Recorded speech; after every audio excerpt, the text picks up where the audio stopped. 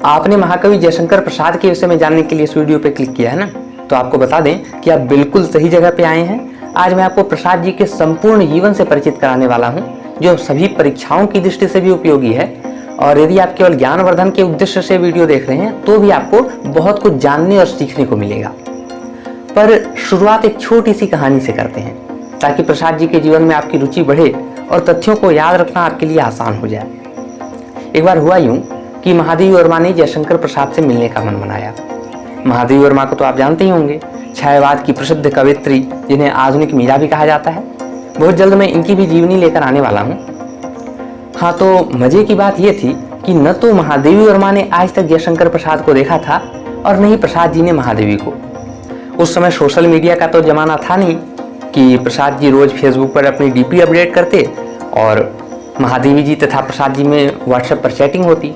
उस समय तो बस कविताओं के माध्यम से ही कवि एक दूसरे से परिचित होते थे।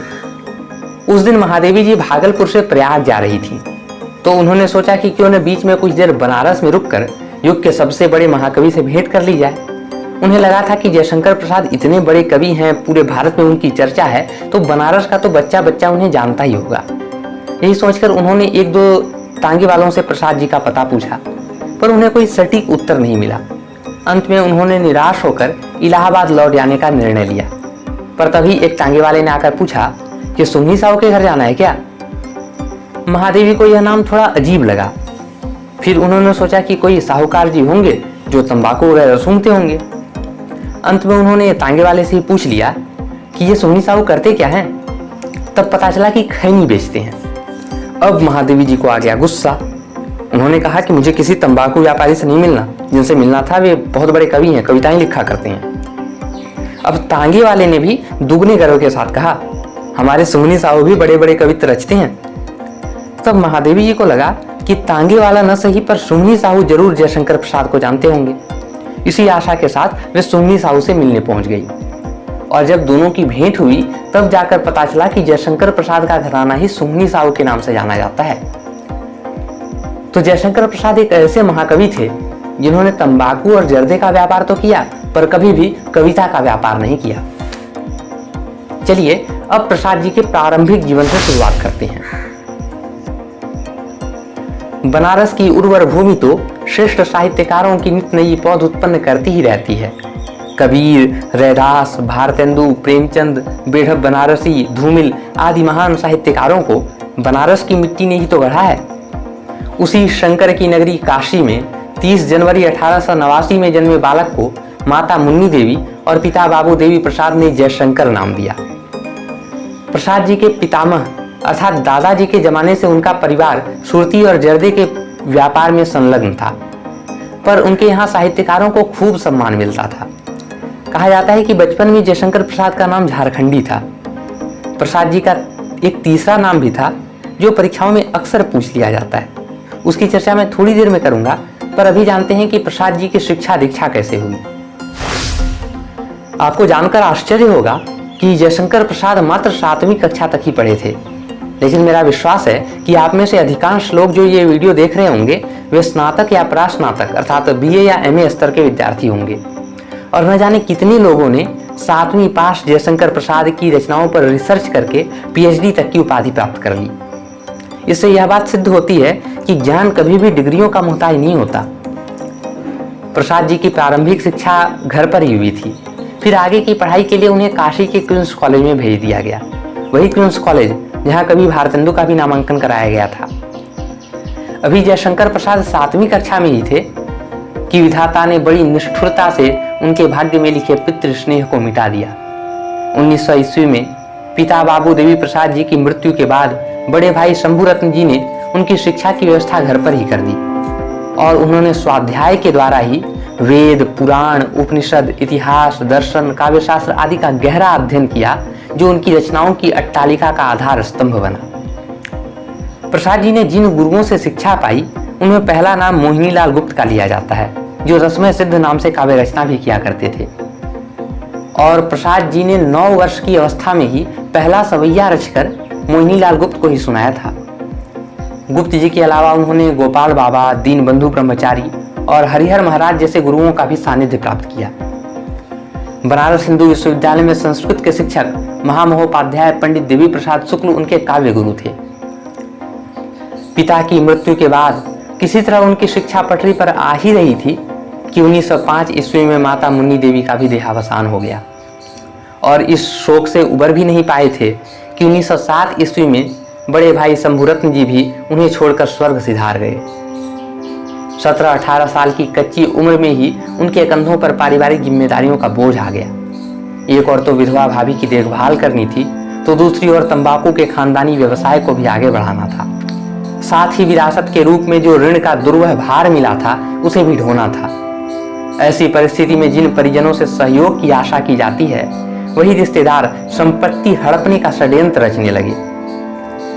प्रसाद जी का प्रारंभिक जीवन दुख, पीड़ा और संघर्ष से भरा हुआ था।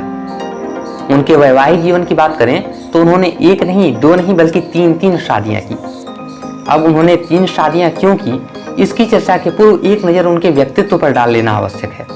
हाँ, एक बात और बताना चाहूँगा कि ये जितनी भी जानकारियाँ मैं आपको दे रहा हूँ वे प्रमाणिक स्रोतों से ली गई हैं और विशेष रूप से 2 पुस्तकों, पहला विनोद शंकर व्यास का प्रसाद और उनका साहित्य तथा दूसरा महादेवी जी का पथ के साथी का सहारा लिया गया है।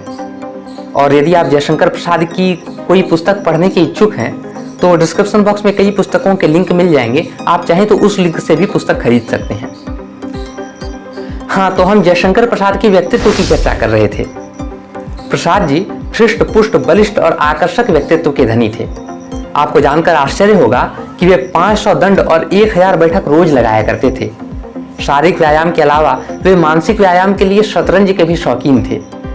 उनके करीबी बताते थे कि वे पाक कला अर्थात भोजन बनाने में भी निपुण थे। इन सब के अलावा उनका स्वभाव बेहद सहज और सरल था तथा उनके चेहरे पर हमेशा एक मृदु मुस्कान खिली रहती थी। वे बड़े विनोद प्रिय अर्थात हंसी मजाक पसंद व्यक्ति थे।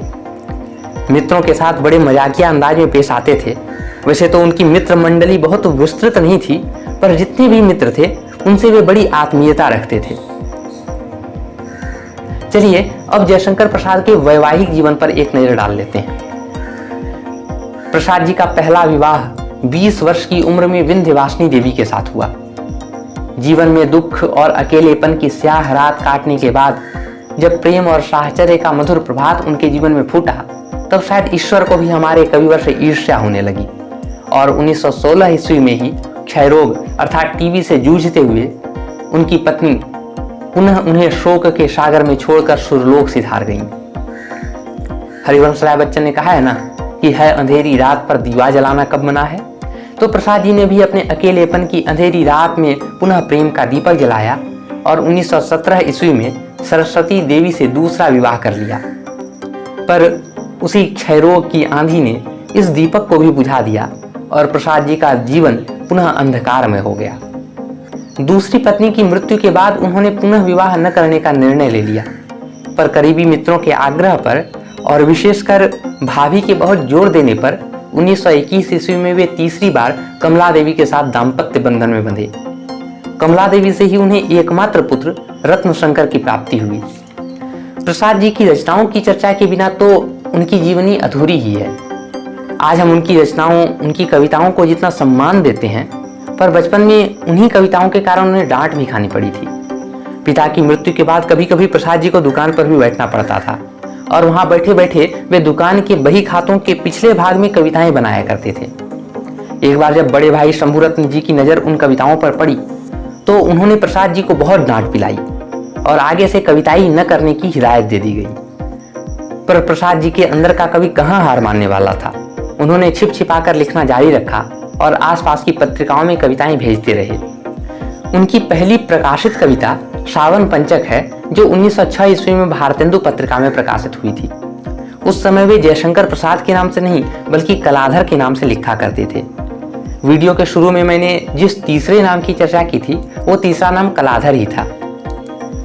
कविवर जयशंकर का रचना संसार काफी व्यापक है। उन्होंने कविताएं, कहानियां, नाटक, उपन्यास, निबंध आदि कई विधाओं में कलम चलाई।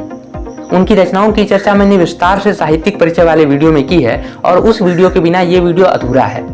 उसका लिंक आपको नीचे डिस्क्रिप्शन बॉक्स में या आगे एंड स्क्रीन में मिल जाएगा। पर अभी बात करते हैं प्रसाद जी के जीवन के अंतिम प्रहर की। प्रसाद जी का प्रारंभिक जीवन तो शोक और संघर्ष से भरा रहा। आगे चलकर उन्होंने अपनी रचनाओं के माध्यम से मान, प्रतिष्ठा, यश और कीर्ति भी खूब कमाई, पर उनका अंतिम समय बहुत कष्ट में बीता।